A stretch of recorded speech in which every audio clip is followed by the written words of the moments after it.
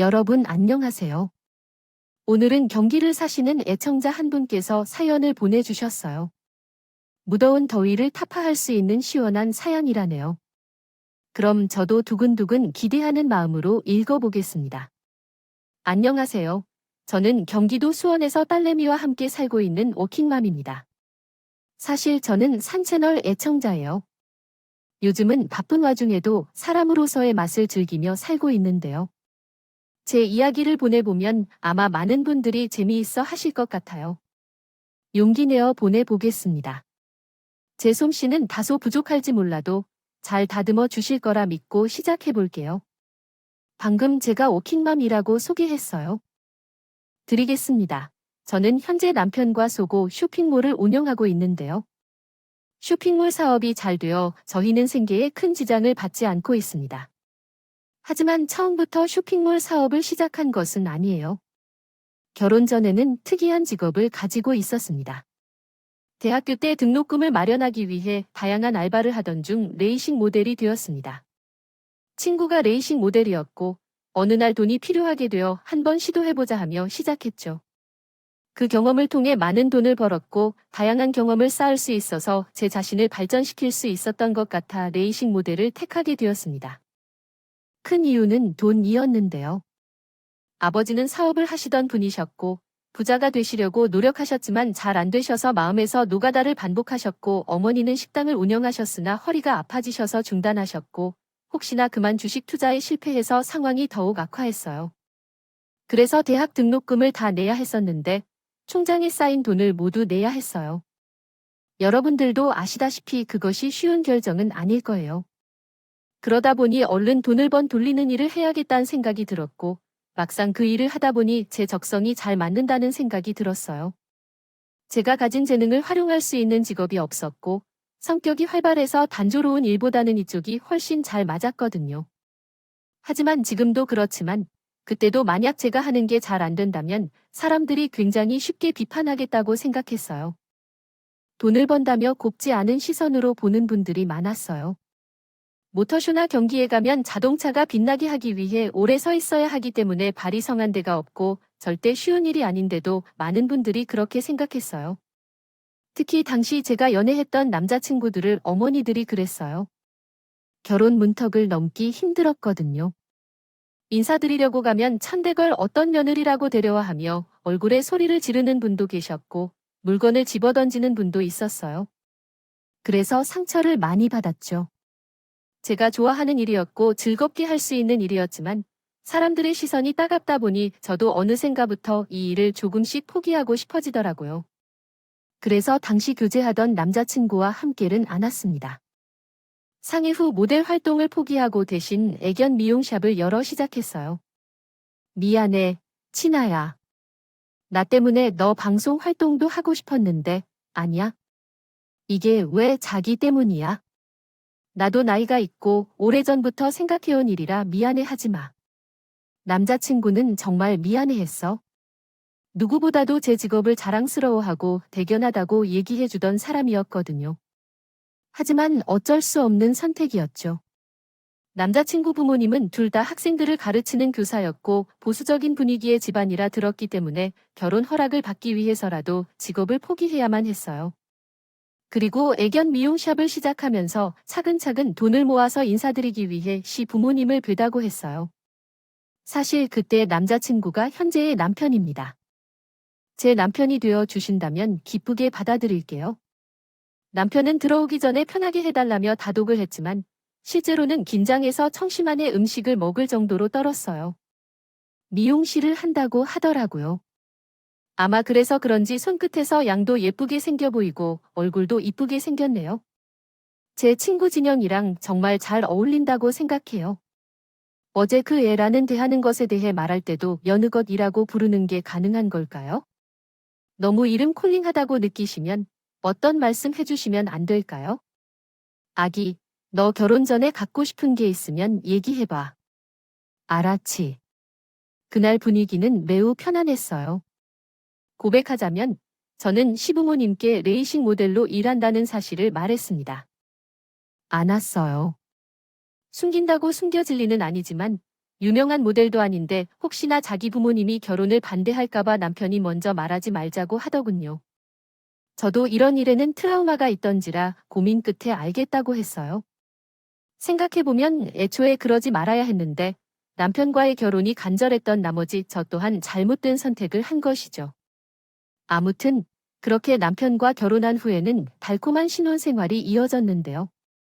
애견 미용 살기 바쁘기도 돌아가면서 한창 정신이 없었고 남편도 다니던 회사에 프로젝트가 생겨 야근이 잦아졌지만 둘이 함께 살게 되었다는 것만으로 하루하루가 너무 행복했어요. 하지만 결혼 이후 두 사람의 결함이 됐죠. 아니라는 말이 있듯 저도 그 부분을 실감하게 되었습니다. 사건의 발단은 동서들이었어요. 동서들에 대한 이야기를 잠깐 해보자면 큰 동서는 실제 부모님처럼 학교 교사였고 작은 동서도 대형 학원에서 학생들을 가르치는 강사였어요. 큰 동서가 결혼 허락을 받았을 때 그 사람은 직업이 한 몫을 했을 정도로 시부모님은 교사라는 직업에 큰 자부심을 갖고 계셨는데요. 그래서인지 수부모님께서는 딱히 차별까진 하지 않으셨지만 큰 동서와 작은 동서를 유독 빨아 아셨어요. 그런데 어느 날 작은 동서가 갑자기 이런 말을 했다고 해요.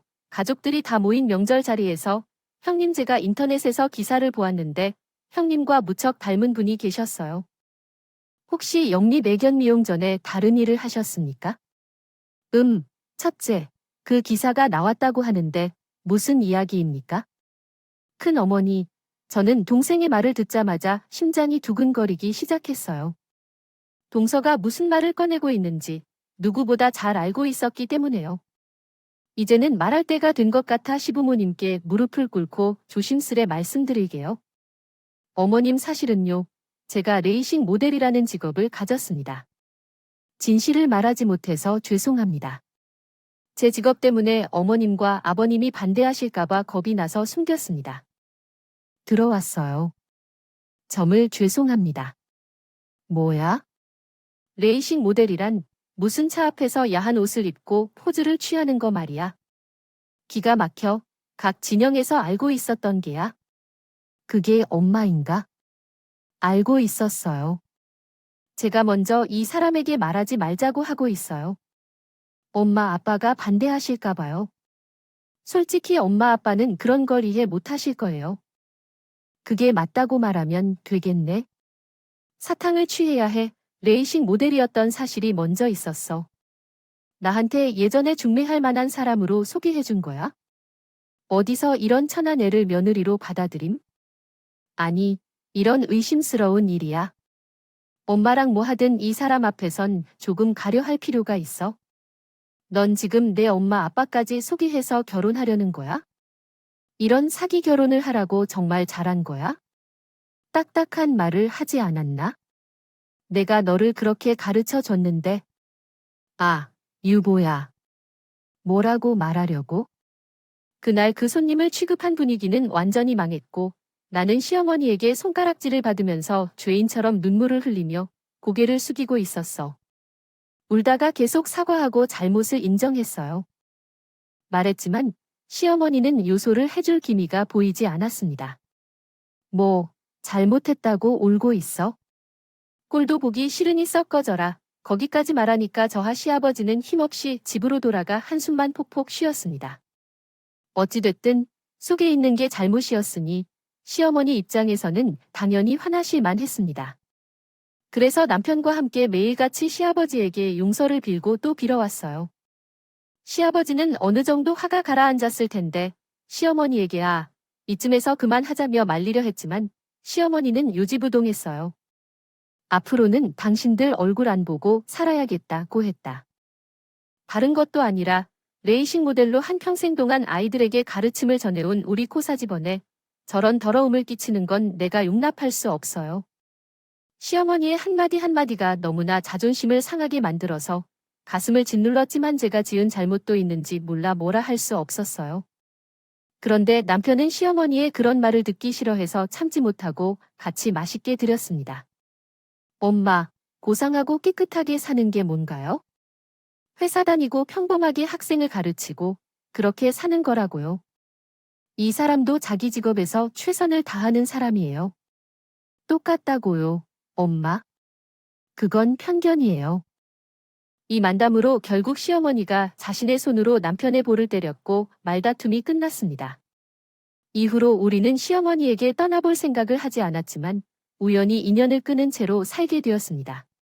가끔 양모님께 사과를 전하거나 명절날에 전화를 드리려 했지만 남편은 돌아선 채 먼저 사과하지 않겠다며 제게도 그러지 말라고 했어요. 남편이 고집스러워서 어쩔 수 없었죠. 그런데 잠시 후 용서해주는 기미를 보였는데 그것은 제가 임신한 후에야 시작된 일이었습니다. 임신 소식을 전하자마자 화가 가라앉지 않았었지만 딸을 출산하고 산후조리를 하는 동안 시어머니도 조금씩 용서해 주시며 손주를 종종 만나러 왔습니다. 보러 오시겠다고 하더군요. 워낙 손주를 얼른 보고 싶어 하셔서 시집 왔을 때부터 애부터 낳아라. 사무가 건강할 때 낳아야 좋은 거야 하며 재촉하시던 시부모님이다. 제일 딸아이를 안아보고 난 후론 많이 풀리셨나요? 아예 어쩜 이리 이쁜지. 코이 오똑하고 눈도 이쁘고 그야말로 제 딸이 화해 끈 노릇을 제대로 한 거예요. 그리고 그때 시어머니랑 이런저런 이야기를 하며 서로 마음을 풀었어요. 아이를 낳고 나서 엄마가 되는 찾기를 들어섰으니 저는 마음도 몸도 바쁘게 지내고 있었습니다. 별것도 많고 할 것도 많았어요. 아이가 어릴 때 하던 미용을 운친한 이에게 잠시 맡기고 집에서 육아만. 일하면서 힘든 일이 있었지만 아이를 키우는 분들은 알 것이다. 일하러 나가는 게 더 편하다고 생각할 정도로 어려웠습니다. 그래서 또랑또랑한 인터넷 기사를 보며 사라지기 싶었던 그런 생각은 다시 엄마가 되기 전에 감정을 되찾게 했어요. 그러던 중 어느 날 동서가 집에 오겠다고 했습니다. 당연히 그가 일을 도우러 오겠구나 생각했지만 들어온 순간 동서의 행동이 모두 불쾌했어요. 아, 형님, 주스 좀 주실래요? 목이 말라서요. 과일까지 깎아와서. 오늘은 오늘 힘들었지? 고생 많았어 여긴 하더라.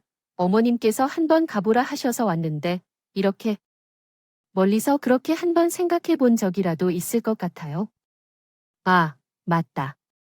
그래요. 우선 앉아주세요.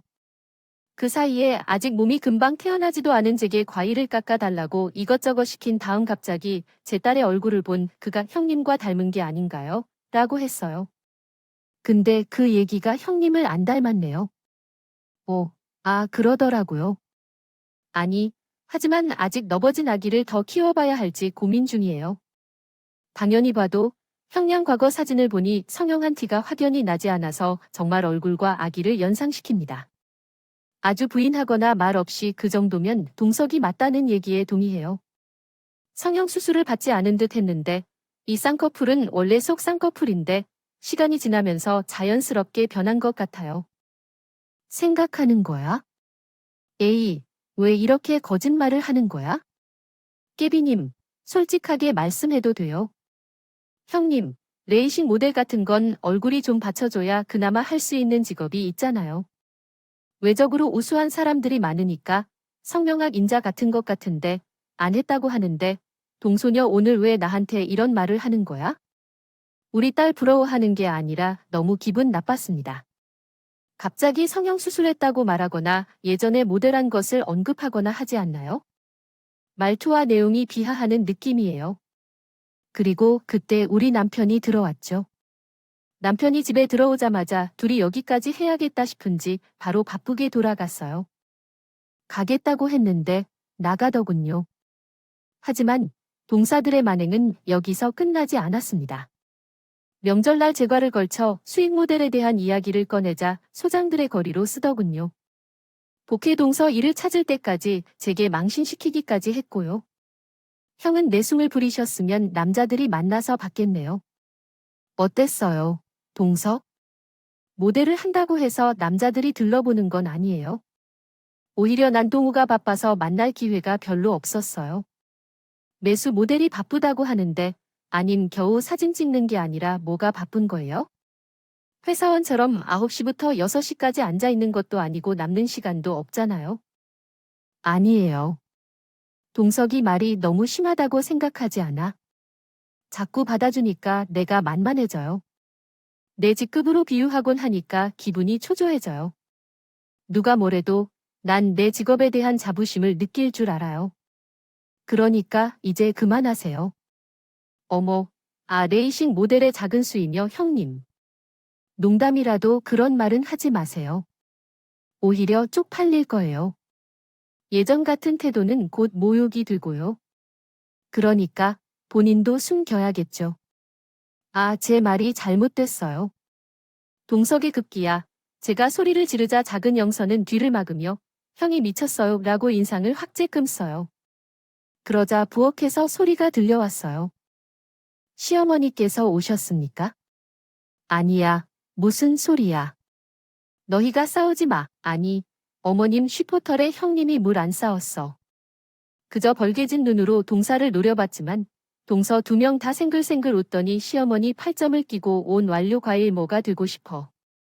라며 얄밉게 밖으로 나가셨어요. 그런 일이 생겨서 명절은 가기 싫었어요. 얼굴만 봐도 숨이 막히고 몸에 열이 올라왔어요. 남편도 이런 채를 이해하는지 모르겠네. 너무 힘들면 가지 않아도 돼. 엄마에게 말할게 했지만 왜 안 오나요? 안 오면 기뻐할 동사들의 얼굴이 더 보기 싫었어요. 그래서 오기입니다. 날씨가 거칠지 않았음에도 불구하고 저는 명절을 집에서 보내며 전을 부치고 음식을 만들어 먹었습니다. 스트레스는 심했지만 하루만 견디면 되기 때문에 괜찮았어요. 그런데 어느 날 예상치 못한 문제가 발생했는데 동서 들면서 하던 사업이 막혔어요. 아이를 낳고 오랜만에 다시 시작한 사업이 매출이 부진하게 되었어요. 어떻게 해야 할까요? 우리 동네에 새 가게가 생겼네요. 저희보다 훨씬 크기도 크고 상황이 나아지지 않자 남편도 걱정하기 시작했어요. 그러면서 남편이 먼저 새로운 사업 아이템을 찾기 시작했어요. 여보, 다른 일을 해보자. 나는 모든 일을 잘 처리하니까 다른 일도 할 수 있을 거야.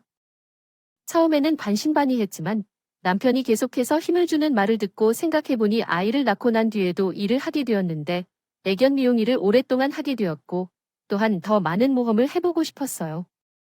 그래서 남편과 이것저것 상의를 하던 중 속옷 쇼핑몰을 생각해냈죠. 9살쯤에 느끼는 소녀 시절의 쇼핑을 해보는 즐거움 때문에 속옷 쇼핑몰을 떠올렸어요. 어렸을 적부터 속옷 모으는 것을 좋아하다가 모델링을 시작하기 전에 브랜드 소유점에서 아르바이트도 했기 때문에 속옷에 대해 잘 알고 있어요. 또한 모델에게 직접 입혀서 판매하는 쇼핑몰이 많지 않아서 잘 보이고 잘 안 보이는 것에 대해 신중히 생각해 볼 필요가 있겠죠. 좋은 아이디어들이 원래는 한 번 생각했을 때 시행착오가 있든 끝까지 하고자 하는 성격이기에 그때부터 시작하게 되었습니다. 속옷 모델을 서박하고 직원을 고용하여 함께 일을 시작했어요. 모델에게 계속해서 옷을 입히고 SNS에 게시하며 포토샵 작업 등은 나 혼자서 하고 있어요. 또한 촬영, 상품 기획, 마케팅 등 다양한 일을 해야 했지만 당신을 따라쳐 사표를 내고 일에 전념하게 된 후 남편이 고마워해서 더 열심히 했어요. 우리 제품에 좋은 반응을 받고 있지만 장수님, 이번에 기획한 촬영이 잘 안 된 것 같아요. 정말 그렇네. 장소를 바꾸니 훨씬 판매량이 올랐는데 이대로 계속해서 쿠타 찍어봐야겠다. 사업이지만 뭐든 첫 번째 시도에는 성공을 보장할 수 없잖아요. 멀리서 바라본 사업이었지만 생각보다 시작이 좋았어요. 물론 매일 야근하고 주말에도 일해야 해서 힘든 점도 많았지만요. 그래도 도전한 사업이 성공했다는 자긍심이 훨씬 커져서 힘든 줄도 몰랐죠. 또 너무 감사하게도 친정 엄마가 집에 오셔서 딸도 보아주시는 바람에 일에만 집중할 수 있었어요. 그러나 그렇게 승승장구하던 어느 날 시어머니께서 남편에게 소식을 듣고 전화를 하셨더군요. 면 애기야. 요즘 일이 잘 풀린다며 내 어머님. 그래. 근데 다 좋은데 왜 하필 속꽃이니? 음악 아이에 굳이 왜 속 같은 걸 파니 말일까? 평격 뉴스는 있지만 난 좀 불편한데. 그게 어머니? 물론 그렇게 생각하실 수 있지만 요즘은 인터넷으로 쇼핑하는 시대입니다. 여자들은 직접 속옷 가게에 가지 않고도 인터넷에서 구매할 수 있기 때문에 편리하고 좋지 않을까요? 가격도 실제 상점에 비해 더 저렴합니다.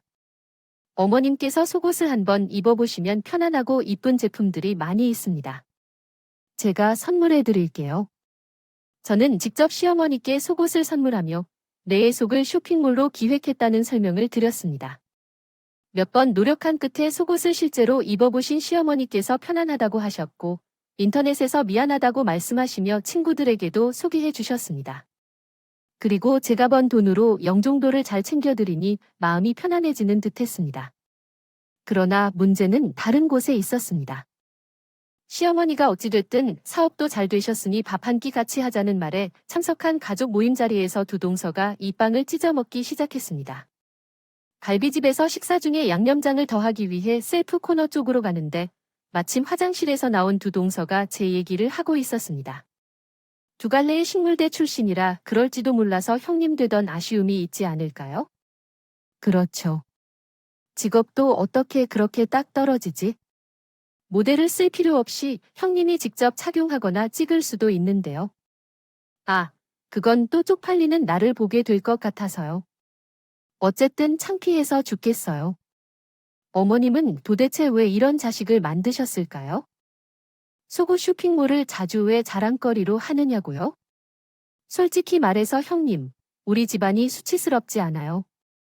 저희 어머님은 동서독에서 유명한 학교 출신의 학생들을 가르치시는 분인데 형님만 예외일 뿐입니다. 지금 뭐라고 했어요? 엄마, 아 형님들도 들으셨어요. 아니요, 우리끼리 이야기한 거예요. 내 얘기였잖아. 계속해서 상처받을까봐 말하기 꺼려진다는 얘기예요. 그럼 감당할 수 있겠어요? 자기 격리를 해야겠어요. 두 번째 이유는 제가 성공해버렸기 때문일 거예요. 그들의 행동은 딱히 다른 이유로는 생각나지 않아요. 그렇지 않다면 왜 이렇게 제게 따돌리는지요? 논리가 없어. 아오, 어이가 없네요. 저희가 왜 형을 질투해야 하겠어요? 형과 저희는 노는 물 자체가 다른데. 아직도 모르시겠어요? 아니, 화이 너희 또 싸우는 화 앉을 거가 옆에서 뭐 하는 거리야. 내가 전에 좋게 말해서 그만두어야지. 둘째, 셋째, 너희는 정말 왜 그런 거야? 꼭 이런 가족 모임을 소란스럽게 만들어야 되겠어? 그때였어요. 수어머니께서 이 대화를 모두 듣고 오동서 줄을 한참 오래 하셨습니다. 동서는 왜 자기 편이 아닌 것 같냐며 억울해했고 시아버지는 옆에서 무선으로 동서를 들으려고 노력하셨죠. 남편은 화가 많이 난 것 같았지만 겨우 참고 있는 모습이 보였습니다. 일단 그날은 시어머니의 중재로 일단락되었고 집으로 돌아갔어요. 하지만 상처를 받고 속상한 건 어쩔 수 없다고요. 물론 그런 편견을 가진 동서들이 말로 무지하고 무식한 사람들이라고 생각했지만 머리와 달리 마음은 잔뜩 상처투성이었습니다. 과거에 제가 레이싱 모델을 할 때 사람들에게 온 따가운 시선들이 생각나 너무 아프더라고요. 하지만 난데없이 시아버지로부터 온 전화 한 통이 마음의 상처가 많이 어두워졌어요. 둘째와 셋째들이 한 말은 신경 쓰지 말라. 내가 성공하고 하니 질투가 나서 그렇다는 거야? 아, 그런 게 아니면 왜 그 자리에 선이 뒷담화를 할 거니? 내가 잘났으니 그런 말도 나오는 게지요. 세상을 살아가다 보면 다양한 일을 겪게 되는데 이런 상황에 위축되지 않도록 하세요. 아버지. 말씀해 주셔서 감사합니다. 앞으로 나는 너희 가족을 위해 별도로 모이게 할 테니 걱정하지 마십시오. 동안 딸내미들과도 명절에 따로 모여 볼 수 있는 기회가 있더라고요. 교류할 수 있는 자리가 없었습니다. 사업에 바빠서 사업 번창 중이었던 때였기에 열심히 일하면서 재미도 즐기며 지내고 있었어요. 그래서 잘 지내고 있다고 생각해요. 그런데 삶을 바쁘게 살았던 중에 갑자기 작은 동서의 출산 소식을 듣게 되었어요. 솔직히 별로 궁금하지 않았고 상대방을 직시할 생각에 머리가 혼란스러웠어요. 어이가 없었어요. 그래서 해체 어떤 말도 전달하지 않았어요. 어느 날 형이 뭐라고 우리에게 귀엽다 하며 작은 선물을 보내었어요. 만약 문제가 아니었다면 아마 계속 그대로 모르는 척하며 살았을 것입니다. 그런데 참 쉽고 단순한 것처럼 생각했지만 계속 문자가 왔어요. 뭐 해? 어떻게 지내? 궁금하다 등의 말을 담은 문자였는데 이제 와서 왜 사과를 하는 것 같아도 한편으로는 대답하기 어려웠어요. 그래서 답장을 보냈는데 곧바로 새실고 나의 이야기가 나왔어요. 아, 제가 그렇지만 작은 형님도 마님이 없을 때요. 얼마 후 시어머니 생신이잖아요. 같이 선물을 줬어서 괜찮나요? 제가 자주 가는 카페가 있어요. 거기서 봐요. 우리 작은 동서와 통화는 그렇게 일방적으로 끊겼어요. 그리고 약속을 잡고 일단 얼굴을 보기 위해 나갔는데 영님 진짜 오셨네요. 오, 그래? 오랜만이야. 다들 잘 지냈어? 네, 그럼 여기서 저흰 잘 지내고 있었어요. 헉, 이게 몇 년 만이에요. 전에 그 일도 있고 못 봤으니 기억이 찌든 것 같아요.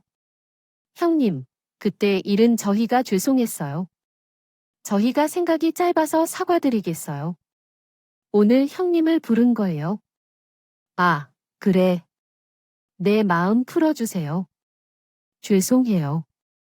이 동사 들으면서 저를 불러 죄송했다며 앞으로 이런 일 다시 없을 거라고 했어요. 그러면서 제가 아는 속옷 쇼핑몰에 자주 들어간다며 부럽다는 말까지 서슴없이 하더군요. 솔직히 놀랐습니다. 절단하겐 그냥 하는 거지 뭐. 일이잖아. 저도 열림처럼 해놓고서도 그렇게 계속 일하고 싶은데 될지 모르겠어요. 강사일이라는 게 나이 들면 좀 어렵기도 하고 해서요. 아니야. 작은 동서무대응 학원에서 공부했을 만큼 충분히 실력 있는 사람은 이 잘 될 거야. 어쨌든 그쪽에서 호의를 가지고 나온 이저도 억지로라도 장단을 맞췄는데요. 그렇게 브런치 카페에서 만나 간단히 샌드위치를 먹고 시어머니 선물을 고르러 가는데 큰 동서가 갑자기 없었습니다. 그러더라고요. 음악 어흥님죠. 죄송한데 제가 직장을 다니는 관계로 아래 계산 좀 해주실 수 있으세요? 형님은 먼저 계산하시고 나중에 제가 드릴게요. 아, 저도 공공님. 조동사들은 제게 계산을 시켰고 전 순진하게 카드를 긁은 후 나왔습니다. 그렇게 동서들은 과정에서 자기들이 사고 싶은 것이 있다면 가방까지 올렸는데요. 그것도 모두 제 카드로 결제했어요. 그렇게 시어머니 생신 선물뿐 아니라 동서 2명의 가방까지 샀고 집에 들어왔는데 어쩐지 찝찝하더군요. 그리고 역시나 그날 밤 집에 바로 가서 돈을 보내줄 거라고 했던 동서들은 아무 말이 없었습니다. 큰 동생은 형이 명절 때 만나서 드릴 것이라는 말을 했다. 작은 남동생은 형님, 가방은 황님이 사주신 건 줄 알았는데 이런 소리를 해야 된다고 해요 라고 말했다. 이에 대해 황당했지만 그 후로 그들을 사람 취급하지 않기로 했다가 돈을 주지 않으면 고소할 것이라고 협박했다. 그러자 2년이나 지난 후에 또 그들을 만나게 되었는데 더 이상 볼 일이 없기를 바라면서도 하늘을 봐주시기를 바라는 말을 했다. 그러나 운명은 정말 뜻대로 되지 않아서 다시 만나야 하는 일이 생겼다. 집안에는 경사로운 사람이 있었는데 바로 막내 형제가 공기업에 합격했다. 그 맞았죠. 회사도 잠시 그만두고 준비하시는 동안 1년 만에 합격하여 어머님과 아버님도 너무 기뻐하셨습니다. 마침 작은 동생의 생일이어서 함께 모의 전화를 하기로 했습니다. 여보, 어떻게 할까요? 갈까요? 음악이 들렸습니다. 제가 원하는 대로 단순하게 할게요. 남편은 제 뜻에 동의하며 하겠다고 했고 잠시 갈지 말지 고민했지만 시간이 흐르니 이번 한 번은 가도 된다고 생각했어요. 그래서 남편을 설득하여 함께 가자고 했습니다. 별일이 없을 거라며요. 근데 별일이 벌어졌죠. 우리가 잡은 장소는 시댁 근처에 맛있는 샤브샤브 집이 있어서 그쪽으로 잡았습니다. 가족들이 함께 찾아와서 함께 식사를 할 수 있었습니다. 자리도 룸으로 외쳤습니다. 사건 당일 남편이 주차 중인 사이에 어린 딸의 손을 잡고 먼저 식당으로 올라갔습니다. 예약은 제가 박선이라는 이름으로 했었는데요. 4번 자리로 오시면 됩니다. 꼭 우리 자리에 예약했는데요. 어제 19분에 전화가 와서 두 자리를 맡아놓으셨다고 합니다. 이 자리나요? 그럴 필요 없는데 이상하네요. 굳이 방을 2개나 할 필요 없는데 그 사실에 이렇게 해준다던데요. 그래서 착오가 있었나 보다. 일로 바꿔달라고 말하려던 참이었어요. 근데 그때 막내 동서가 다급하게 깨어나더군요. 아, 형님, 죄송합니다. 형님 자리는 저예요. 그게 무슨 말이야, 동석? 아, 형님이랑 저희는 다르잖아요. 그러니까 형님 자리는 저희가 배치해놨어요. 지우랑 척이 앉으세요. 너무 어이가 없어 동사들을 바라보자 작은 동서가 그러더군요. 형님 기분상 하신 거 아니죠? 근데 이게 다른 날도 아니고 재생이 되지 않아요. 그러니까 제 마음대로 정했어요. 저희는 천한 형님이라는 겸상 못하거든요. 왜 아무 말씀을 안 하세요? 수준이 낮은 이런 제 말이 무슨 말인지 이해도 먼저 아시겠어요? 사람이 너무 어처구니 없는 행동을 하면 사람이 뜯기가 차서 말이 안 한다고. 저는 멍하니 동선을 바라봤어요. 그리고 본능적으로 물통을 들어 동서 쪽으로 머리 위에 뿌리기 시작했어요. 딸아이가 보든 말든 사람들이 보든 말든 그 상황에서 너무 화가 나서 신경도 안 쓰였어요. 얼떨결에 냉수를 맞은 농사들은 놀라 비명을 지르며 호들갑을 떴어요. 형님 미쳤어. 지금 누구에게 물을 뿌리는 거야? 돈을 협박하더니 진짜 가지가지야. 협박하면서 너희들이 한 건 갈취하겠다고? 교양 없는 것도 정도가 있지. 사람을 찾으려 할 때에도 한계가 있어. 너희들 내가 정말 걱정되는 게 뭔지 알아? 이들이 선생이면 적어도 학생 될 때 본보기가 되어야 하는데 이들이 그런 것은 정도가 아니야. 속쪽은 편견과 선입견이 하는 거야. 학생들한테 심어주기 뭐해. 전부 내가 겁이 난 걸 알아. 너희 같은 쓰레기들이 많아서 세상이 망할까 봐 무섭다고. 실체가 진짜 어디 있는지 알아? 윗사람이라고 여자라 부를 줄 아는가? 제가 냉수를 맞은 동서들의 뺨에 차례대로 손을 휘둘러도 곧바로 작은 동서가 제 머리카락을 잡았고 큰 동서는 앞에서 제 손을 옴짝달싹 못하게 했다. 남편이 말리지 않았으면 아마 제 머리를 다 뽑힐 것이다. 물론 저주당하고 있는 성격이 아니어서 열심히 발을 휘둘러 버린다. 아마 두 사람 다 발에 시퍼런 멍 하나씩은 들었을 테니까. 결국 그날은 완전히 파트너의 자리였다. 하지만 집으로 오는 동안 마음이 분하고 가라앉지 않았어요. 몰래 천안과 상도에서 만난다고 자리마저 따로 분리시켜 놓았다는 게 너무 화가 나고 그들이 인간인지 의심스러웠어요. 그들에게는 다시는 연락하지 말라고 사과해도 받아주지 마세요. 남편은 그들을 동족이라고 칭해왔습니다. 더욱이 제가 몰랐는데 이 싸움이 서방들과 남편 사이로 번지면서 싸움이 되는 것 같더라고요. 서방들은 남편이 동족들을 제대로 달래주지 않았다는 것을 지적하고 나섰으며 서방들은 크게 왜 자기들 탓이냐며 남편을 믿는 사람 취급을 했습니다. 난 세상에 내가 왜 혼자 예민한지 알 수가 없어요. 어디서 그렇게 말해도 잘 들리지 않은 마누라 때문에 그렇게 들었다. 가만히 있던 새끼는 어디야? 남편은 씩씩하게 술 한 병을 그날 다 비웠어요. 사실 그날 가장 가슴 아팠던 것은 우리 딸이 이 광경을 목격했다는 것이었어요. 어린 아이지만 알아들을 줄 아는 아이인데 나중에 자기가 자기 전에 제게 붙었다고 하더라고요. 엄마, 왜 남편들이 술만 타는 거야? 라고 말해. 그때 어느 순간 말이 없어져서 딸을 꼭 안고 이젠 자야지 하며 귓속말로 귀를 막고 있었습니다.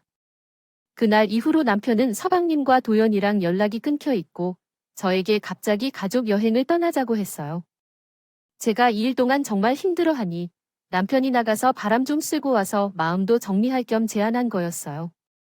그래서 딸을 데리고 잠시 해외에 나가 이곳저곳 돌아다니며 마음을 비우는 시간을 가지고 돌아왔어요.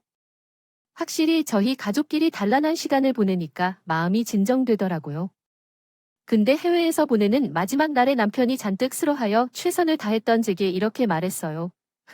순수한 한번 문의해보는 거야 땜월. 누구를? 남편은 아무 말 안 했지만 난 그가 무슨 말을 하는지 곧바로 이해했어요. 동서들이었죠. 사실 걸리는 게 한 가지 있거든. 당신한테 말 안 했지만 내 동생이 그러더라고. 마누라가 바람 피우는 것 같다고 쓸데없는 소리라 말이 안 된다고 했는데요. 걔가 괜히 그러겠소 한번 털어보지. 저는 그 말을 듣고 곰곰이 생각에 잠겼습니다. 그러다 이니 승낙을 하고 바로 오셔서 문의를 했죠. 한국에 돌아오자마자 결과를 기다리는 동안 이상하게 심상이 좀 거울이 되었습니다. 애인이라도 있는 걸까? 설마 바람을 피운 걸까? 별의별 생각이 들었지만 한편으로는 선생님이 그런 일을 크게 하실지 않을 것 같았습니다. 하지만 무슨소에서 나온 결과는 정말 충격적이었어요. 그 결과에 너무 기가 차서 몇 시간 동안 말을 놓고 있었죠. 그 점이 사실이에요. 맞아요. 작은 동서라는 분은 일단 대학교를 나온 적이 없으시고 고졸이신 것 같아요. 그리고 큰 동서 바람을 불며 계셨습니다. 여기 상담 남자의 사진이 있으니 참고하세요. 흥신소에서 받은 중요한 정보가 두 가지 있었는데요. 하나는 상담 남자와 큰 동서가 함께 모텔로 들어가는 장면을 얻은 것이고, 다른 하나는 작은 동서가 고졸 출신임을 입증하는 서류였습니다. 여기서 더 중요한 사항은 뒤에서 말씀드리겠습니다. 어쨌든 느꼈죠. 제게 천하는 어렵겠다고 겸손하기에도 상상할 수 없다고 생각합니다. 그것들을 알아보니 통통해서 뒹구르며 안 모른 척하는 모습이 더 눈에 띄었습니다. 이런 가상들을 가져 시댁으로 향했고 시부모님께 먼저 보여드리고 설명한 후 서방님과 동서를 함께 보여주려고 합니다. 자리에 앉아줘. 영문도 모르면서 온 이동 사람들은 왜 바쁜 사람을 부르느냐며 눈을 휘둥그레 뜨고 있었어요. 더군다나 외부인으로부터 동서들에게 좋은 경치를 보여주려고 부른 거였지. 뭐라고? 이상한 소리 하지 말고 할 말이 있으면 빨리 말하세요. 네, 그래. 나도 빨리 본론으로 들어가는 게 편하니까 말할게. 일단 큰 동서, 이 사진 좀 알겠어? 이게 무슨 사진인 줄 아는 사람은 큰 동서 쪽이 더 알 것 같아. 이건 뭐야? 외부에 있는 자, 이 좀 아는 사람들의 관점은 뭐지? 아, 어떤 사진이었던 거야? 아주 위험하게 묻혀진 상황으로서 지금까지 하신 것이라니요. 서방님, 잘 생각하시고 들어주세요. 다음으로 자신의 바람을 풀어서 5년을 남기라는 권유입니다. 결혼을 하고 나서도 여전히 상간 남자와 부정한 관계를 유지하고 있는 것이죠. 거기다가 그 중에 3명이 모두 같은 학교 교사라는 사실을 덧붙였습니다.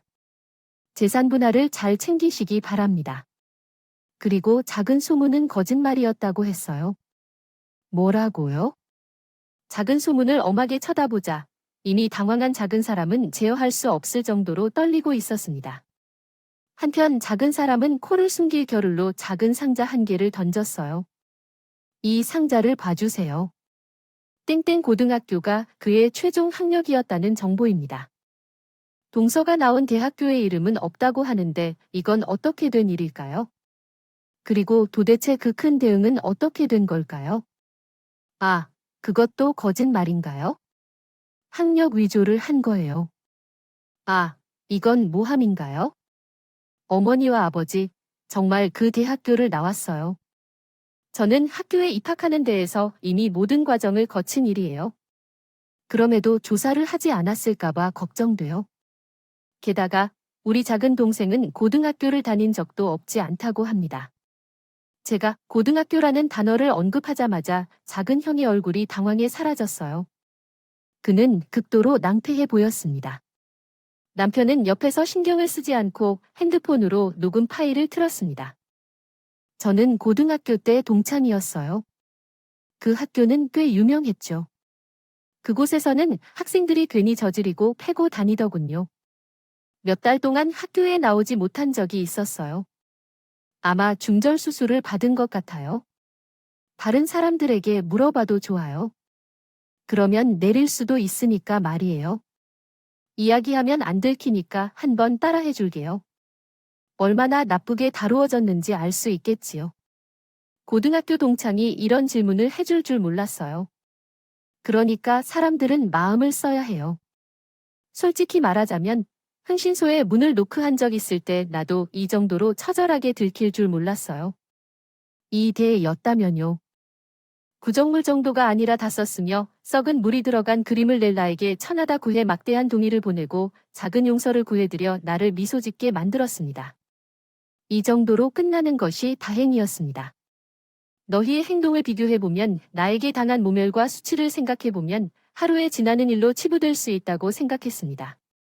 이로써 이만 가볼게요. 또한 어머니 아버지께 제대로 사과드릴 것입니다.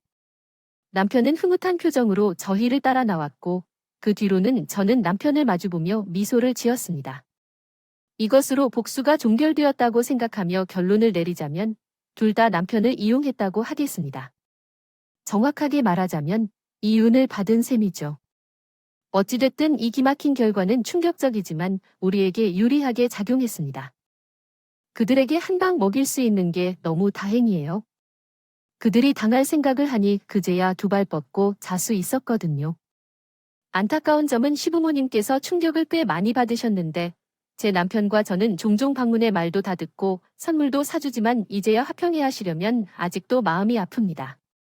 그들이 정말 여러 사람의 마음을 상하고 떠났어요. 주변에 비슷한 경험을 한 분들이 있었으면 저의 마음도 잘 아실 텐데 절대 당하지 말라고 하고 싶어요. 참을 수 있다고 해주면 호구로만 보이게 되니까요. 나는 약해서 참아주는 사람으로 착각할 수 있으니 여러분들께서는 저와 같은 실수를 하지 말고 단단히 바로 잡으시기를 바랍니다. 그럼 지금까지 이야기를 들어주셔서 감사하고요. 저와 같은 경험을 가진 분들의 이야기를 많이 올려주세요. 또 심하게 들을게요.